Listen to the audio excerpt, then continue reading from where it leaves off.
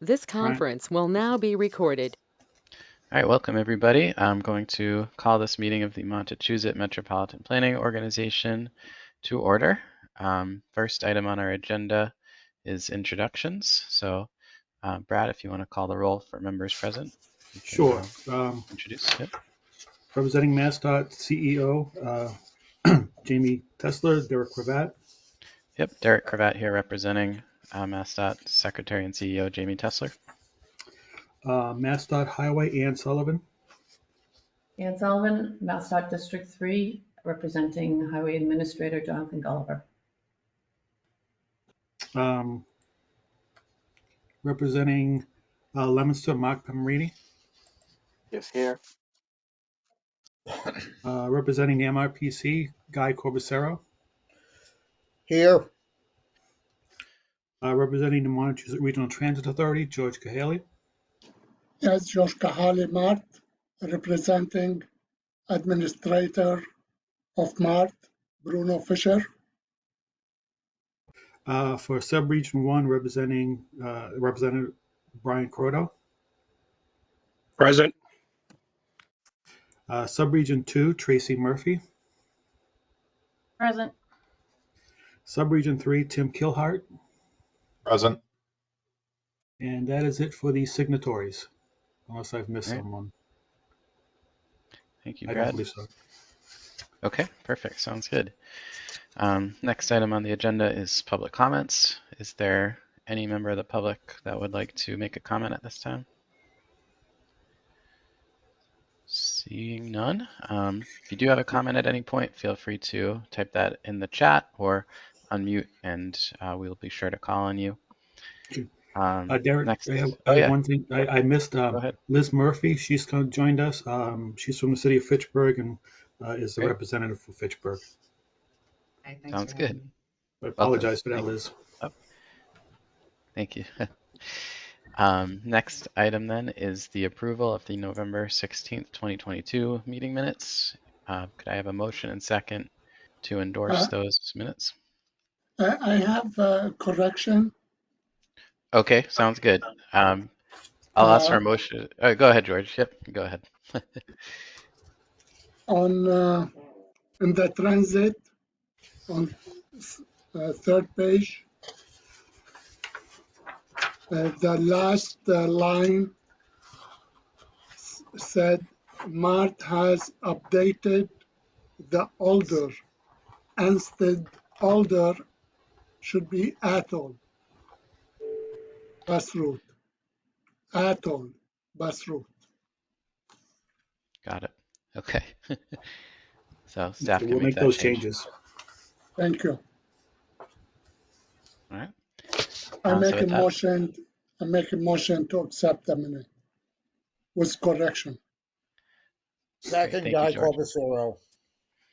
All right, so motion having been made and seconded, are there any other comments or questions on the minutes? All right, seeing none, I think you can call the roll, Brad. MassDOT CEO Derek Cravat. Yes. MassDOT Highway Ann Sullivan. Yes. City of Fitchburg Liz Murphy. I'll abstain because I wasn't at the last meeting. Leominster Mark Pamarini. Yes. MRPC Guy Corbacero. Yes. Mark George Cahaly. Yes. Subregion 1 Brian Croto. Yes. Subregion 2 Tracy Murphy. Abstain. Subregion 3 Tim Kilhart. Yes. So it passes, 2 abstentions. All right, perfect, thank you. Next on the agenda is the statewide long-range transportation plan. I know this is a standing item.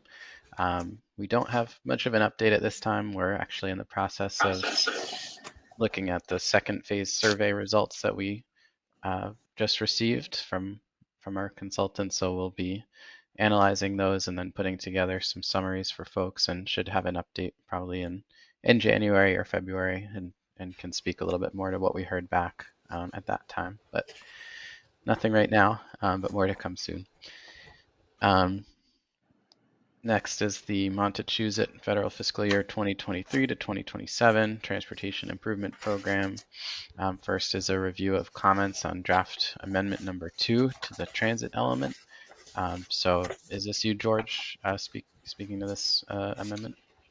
I have a little bit of an intro. Okay, yep, go ahead, Sorry, I Brad. have a little Yep. bit of an intro on it. Yeah, definitely. The last MPO meeting, the MPO voted to release for 21-day public review and comment period, what we're calling TIP Amendment number 2.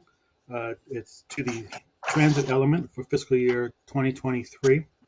It went out for comment beginning on November 29th, and that comment period closed just the other day on December 19th. During that time, we received no comments in favor or against. Proposed amendment resulted in changes to a number of projects due to cost inflation, cost budgets, and inflation factors. There are 5 projects have been removed, 8 projects have had cost changes, and 3 projects have been added to FFY 2023 in its transit element. You can see them highlighted here on this handout.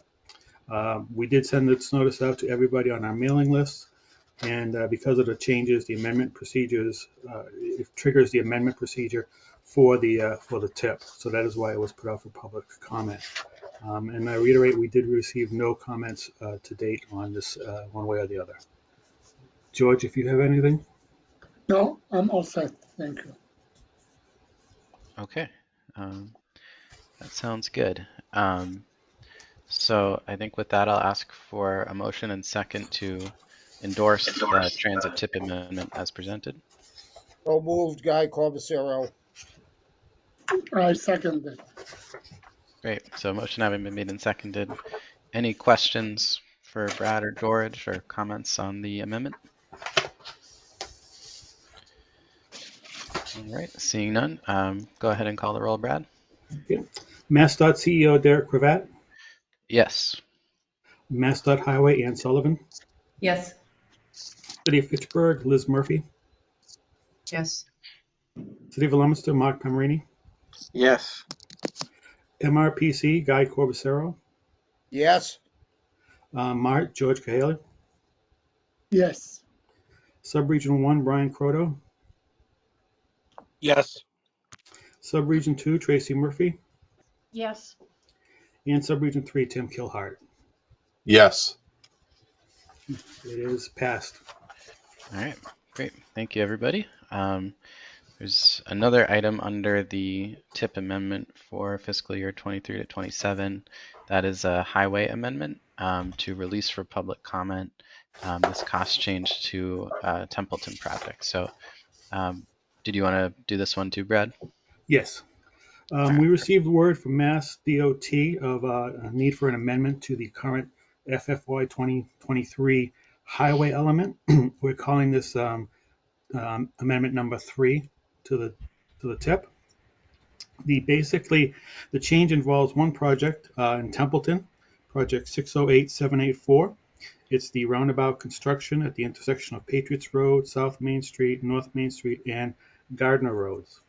Due to inflation factors, the project has risen in cost from what was originally programmed at $2,037,795, and it has gone up to $2,817,313.64. This is a $779,518.64 price increase, or an approximate 38.3% increase from what was originally programmed.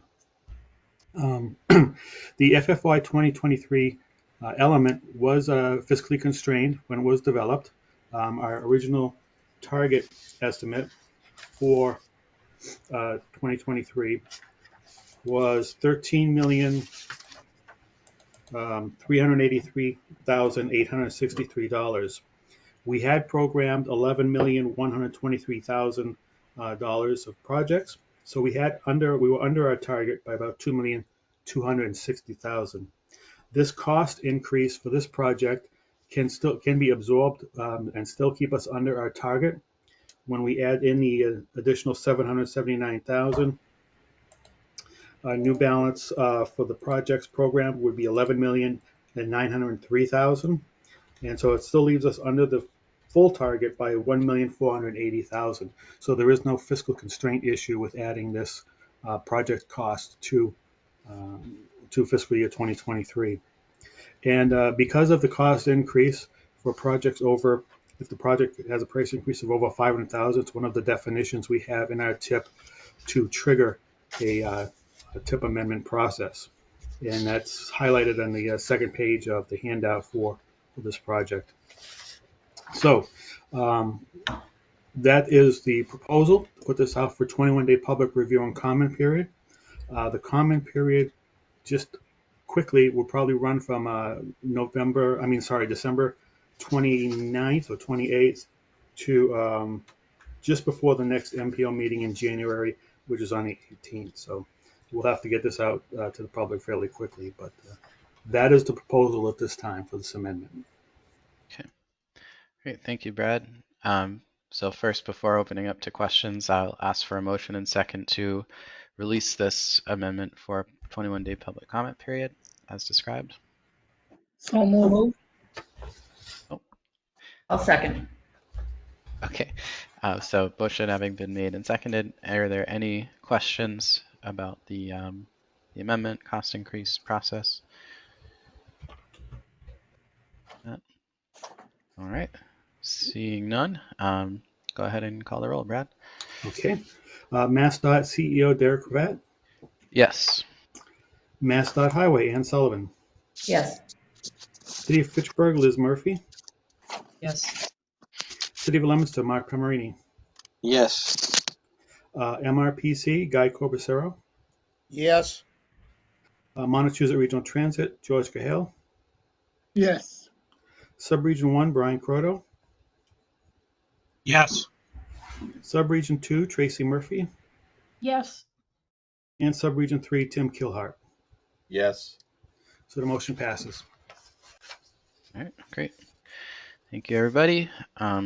Next item, that's it for TIP amendments, right, Brad? Yes. Okay, perfect.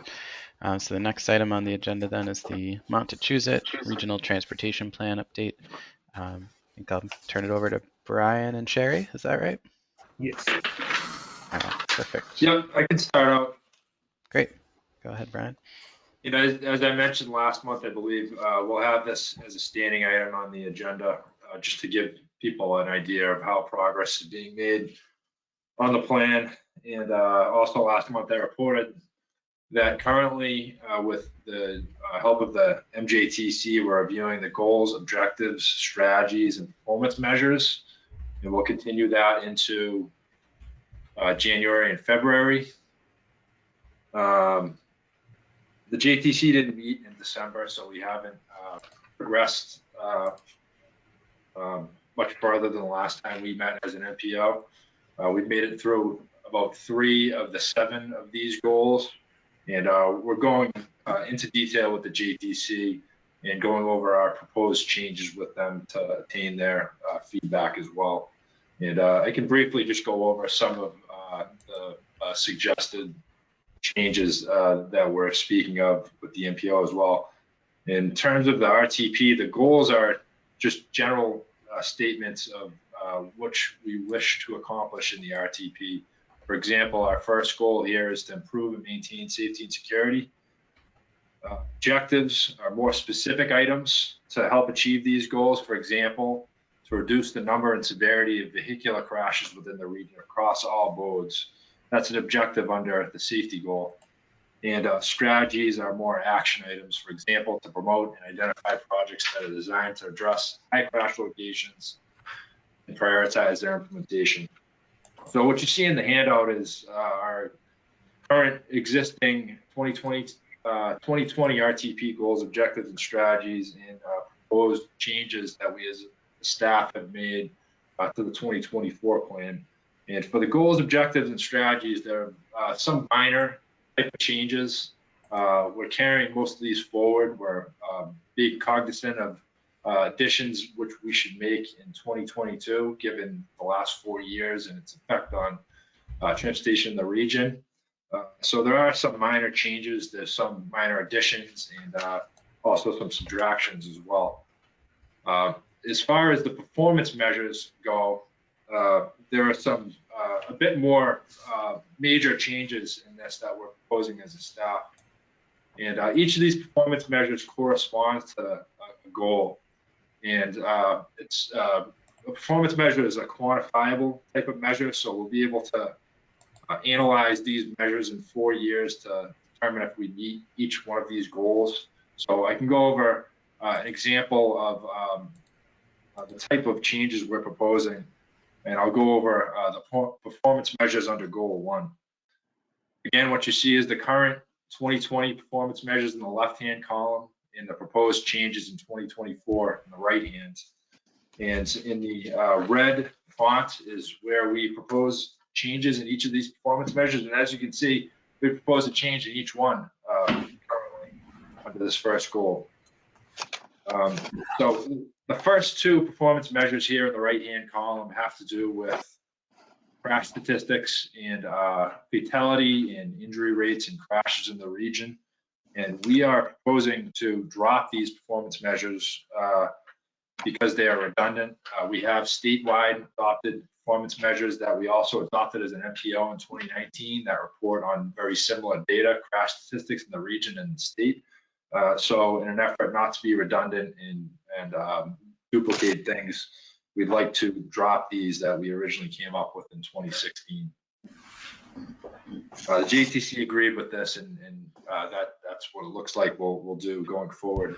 Moving down to number 3, identify and/or implement 4 to 5 corrective projects and identify top 10 high incident locations over a 10-year period. And we're recommending adding the red font, or at least 10% of target funding utilized in projects at these locations over a 10-year period. The reason why we're recommending adding this is because it sort of broadens the measure a little bit. As we all are familiar with the TIP, we're not always in full control over what types of projects are ready to go or are under fiscal constraint.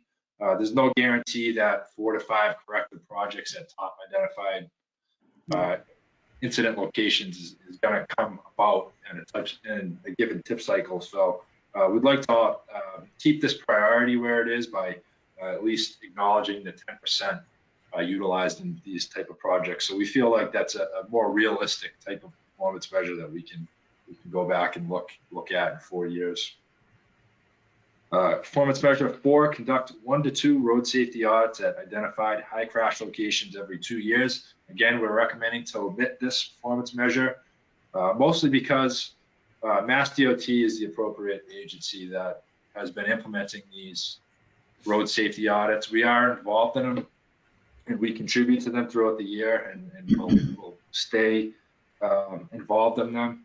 But we aren't the actual agency that initiates them, so it doesn't make a lot of sense to have that as our performance measure. That's not really a gauge that we can monitor to make sure we're meeting our goals.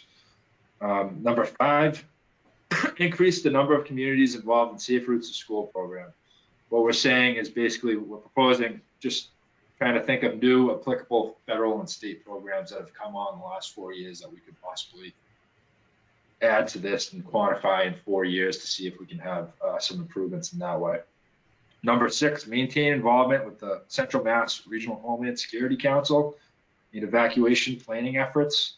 We're recommending to omit this measure, mostly because it's not really a performance measure. It's not quantifiable, more of a strategy. And one of our proposed strategies that we added is actually this. So we've kind of moved it over to the other column. And finally, number 7, maintain the average number of preventable fixed route crashes under 2+ per month and demand responsive crashes under 5+ per month. And the reason why we're highlighting this is because it's a transit oriented one, and we've yet to sit down and go over all these with the transit authority. We plan to do that in the near future. So there's a number of transit performance measures and goals, objectives, and strategies that we'll go over with transit authority in the coming weeks or so. So this is just to give you an idea of the work underway As I mentioned, we did meet as a JTC group in December, so we'll try to hammer most of these out for February over the next few meetings and move on. In other RTP related news, we held our outreach sessions last month. We had 6 in all, 1 in each of the 4 subregions. We also had a city-oriented one with Leominster, Fitchburg, and Gardner, and we had a transit-oriented one at the Transit Authority. These were all virtual except for the transit one. We met at MART on the facility on Water Street. And overall, they went well. We got some good feedback on many of them. However, the attendance was not great at all of these. Admittedly, we didn't give a lot of headway. We sent out notices about a week or 2 before them.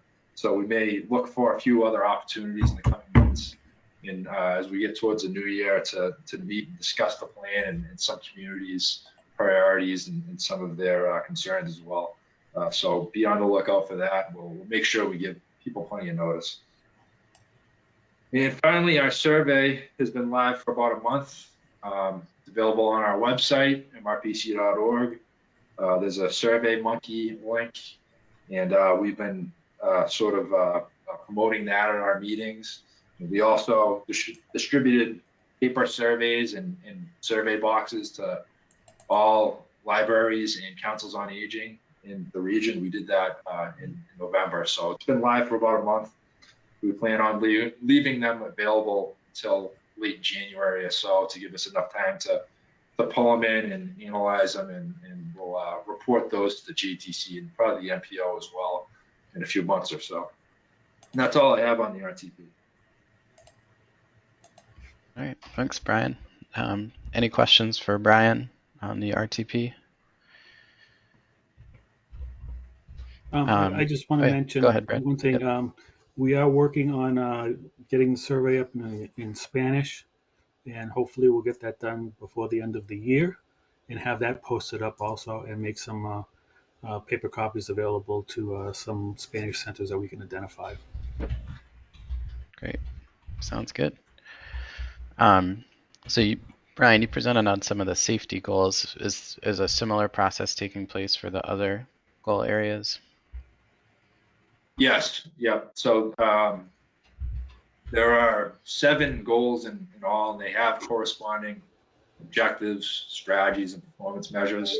We've gone over 3 of these with the JTC, and we're in the process of, staff, we've proposed some changes. We'll go over those in detail with the JTC in January and February as well.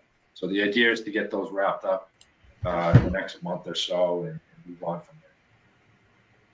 Great. All right, sounds good. Great, well, there are no more questions on that. We can move to the next agenda item, which is updates. First is from the MassDOT Highway Division. Could go with District 3 first. I don't know, Ann or Sarah, if you want to give a quick update. Yeah, I'll do that. Just reading off the tip, the highway listing for 2023. Project 607432 is Westminster widening on Route 140 from Patricia Road to the Princeton Town line. That project is at PS&E. It has an August add date. Gardner 609279, roundabout construction at Elm Street, Pearl Street, Central Street, and Green Street. That project is also at PS&E. It has an April 22nd add date. The Harvard Bridge 612620, Route 2 over the Nashua Tank Road. It's actually 3 bridges in Boston and Maine Railroad. That's a book job. I didn't get a great update on that. I believe it's 100%. It will come in just at 100%. It's due in January. 610-731 Fitchburg Route 2 paving resurfacing is at 100/PS&E. That has a February 4th add date. Ashby intersection improvements at Route 31 and Turnpike Road 609314. That was advertised in late August of last year, and the NTP was issued to ET&L. They're probably not doing much yet out there, but it'll probably start in earnest next spring. Gardner Elm Street is a Safe Routes to School project. 610-672, that's at 100%. The PS&E is due in January. It has a June add date, June 2023 add date. Great. Thanks, Anne. Any questions for Anne? All right, seeing none, thank you. Daryl, did you want to do a District 2 update? Sure. So for District 2 in FY23, we've got project 608-784, the Templeton Roundabout construction at the intersection of Patriots Road, South Main Street, North Main Street, and Gardner Road. Roadway design is at PS&E. PS&E was submitted on December 9th, and review is completed on the 19th. The current add date is January 21st, 23. Next, we have project 609-107. This is Phillipston and Templeton pavement preservation and related work on Route 2. It was advertised on November 5th. The bid opening was December 13th with a low bid of $9.8 million by PJ Keating Company. Next, in FY24, we have project 608-723, Athol intersection improvements at Crescent Street and Chestnut Hill Ave. The design is at 75%, and we're waiting response to comments. The 100% is due February 20th, 2023, and the current add date is January 6th, 2024. And that's all I have for now. Great, thanks, Daryl. Any questions for Daryl? All right, seeing none, we can move to the next item, which is transit update. George, do you want to give a MART update? Mr. Chairman, I don't have any new update at this time. All right, sounds good. Thanks, George. We can move to the next update then, which is the Montachusett Joint Transportation Committee. Brad? Okay, thank you. As was mentioned earlier, the JTC did not meet in December. Our next meeting will be on Wednesday, January 11th, 2023 at 2:30 p.m. Again, topics will include the Regional Transportation Plan as well as the start of the new TIP and UPWP process for federal fiscal year 2024. There's a series of handouts, things available for everyone, and I'll just go over them rather briefly. The first is a project list of organizations and agencies that were awarded Community Transit Grant Program Operating Mobility Management Grants. Unfortunately, none of the 30 awards were for communities or organizations in the Montachusett region. Typically, MART is an awardee under this program. If there were any awards, this would need to be a TIP amendment action item, but for this year, that does not seem to be the case. So there is no new awards under that program to our region. From MassDOT, we received the latest Northern Tier Passenger Rail Study newsletter dated November 30th, 2022. The newsletter talks about freight and passenger rail infrastructure and the need for careful scheduling for the two services. There's also a brief discussion on why steel wheels work well on the rail line. No further information is provided on the next public meeting for this study. When we do receive that information, we'll let people know and we'll post it to our website as well. But so far, the newsletter has been mostly informational about some of the background data for the passenger rail study. The next is a brief announcement for an updated schedule for the Fitchburg commuter rail line related to the return of the ski train for service to Wachusett Mountain Ski Area. The ski train features a significantly modified coach equipped with racks for ski and snowboard equipment. Beginning the week of December 12th, there will be an inbound and outbound ski train on Saturday and Sundays. Wachusett Mountain Ski Area operates a shuttle between the ski area and Wachusett Station to connect passengers from the ski trains. An additional weekday ski train will operate on Wednesdays beginning in January 4th, and the ski trains will run through the week of March 6th. The last Wednesday, the trains running on March 8th, and the last weekend trains running on Saturday, March 10th, and Sunday, March 11th. So that service is now open. There is a notice on the Mass Trails Grant Program where they've announced the 2023 grant round is now open.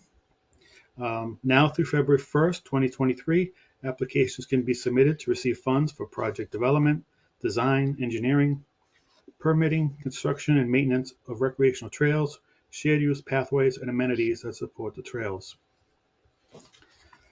The next item is we recently sent out to our communities information from MassDOT on no-cost equipment for speed feedback and school zone speed limit signs. There is a link on this handout to submit applications for the program. The application deadline is January 16th of 2023. MassDOT will supply the equipment and installation, and maintenance will be the responsibility of the community. We've had a couple of calls on this, so I know there's some interest by the communities out there, so hopefully we'll see some of this coming to our region. The next item I have is an announcement related to the upcoming Culvert Replacement Municipal Assistance Grant Program through the Mass Division of Ecological Restoration. Currently, they are in a pre-RFR project inquiry process where applicants are encouraged to discuss their projects and its eligibility with DER. So this is a pre-RFR process that runs until February 1st, 2023. Project application after that will be mid-March 2023. So they're encouraging communities to get in touch with them and talk about the potential project, and they could discuss eligibility and so forth. And again, that runs until February 1st. And finally, as a courtesy, we put together a calendar for 2023 that highlights the regularly scheduled meetings of the Commission, the MJTC, and the MPO throughout the year. This is provided for your reference, and as stated on the calendar, some of these dates are subject to change. Some of the meetings are also subject to change, but this will give you a heads up on what's coming in the upcoming year. And that is all I have right now. Great. Thanks, Brad. Any questions for Brad? Seeing none. And those, all of those handouts are in the meeting materials, right? So if folks want to see what get links to those opportunities and resources, those are all included. Yep, right? They are all in the online folder that was listed on the agenda and on our website too if you go to the meeting calendar. But if you have any issues or problems getting to them, just let me know. Great, sounds good. Thanks, Brad. I think the next update is from MRPC. Guy, did you want to give an update? Yes, Guy Corbacero. On December 1st, MRPC held its first lunch and learn meeting concerning the state's new digital equipment planning program.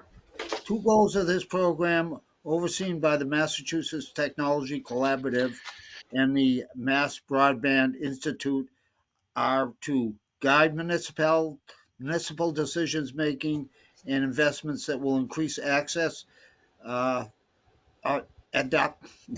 adaptation, and usage of the internet for the population most impacted by the COVID parameters. Also, prepare municipalities to submit grant proposals in existing or forthcoming state or federal programs in support of digital equipment activity. MRPC can provide assistance to communities if they are interested in applying for planning support for the completion of the public input sessions and relevant plans. MRPC is pre-qualified planning provider for the program. Please contact Karen Chapman, Planning and Development Director, for more information. Commonwealth One-Stop Grant Program. MRPC's second Lunch and Learn program will be held at noon on Thursday, January 12th. Staff will explain the Commonwealth's One-Stop Grants Program, through which municipalities can access 12 state grant programs, such as Executive Office of Housing and Economic Development, the MassWorks Infrastructure Program. Yeah. Fingers don't work so good anymore. Urban Agenda Grant Program for the Department of Housing and Community Development, Housing Choice Grant Program, Massachusetts Downtown Initiative, Community Planning Grant Program, Rural and Small Town Development Funds. through Mass Development, Brownfield Redevelopment Fund, Site Readiness Program, Underutilized Properties Program, Collaborative Workspace Program, Real Estate Services Technical Assistance, and Commonwealth Places Programs. Please contact Sharon Catman, Planning and Development Director, for more information on these programs. And that's all. Great. Thank you. Thanks, Guy. Thank you. Any questions for Guy? All right, seeing none. The next item on the agenda is administrative matters. What's the next MPO meeting date, Brad? The next MPO would be Wednesday, January 18th, 2023 at 1 p.m. Great. Sounds good. So yeah, I know we have the amendment to endorse then, and then sure a few other things coming through on performance measures and things like that. So hope to see everyone back there then. And I think with that, I can ask for a motion and second to adjourn. So move, Guy Corbacero. Great. Is there a second? Second, Ann All Sullivan. right. We can do this one, I think, with the voice vote. So all in favor, please signify by saying aye. Aye. Any opposed? Any abstentions? All right. Without objection, we're adjourned. Happy holidays, everybody. Hope everyone has a great holiday, and we'll see you back here in January. Thank you. Same to you. Thank you. Thank you. Bye. Thank you, everybody. Happy holidays. Thanks, everyone.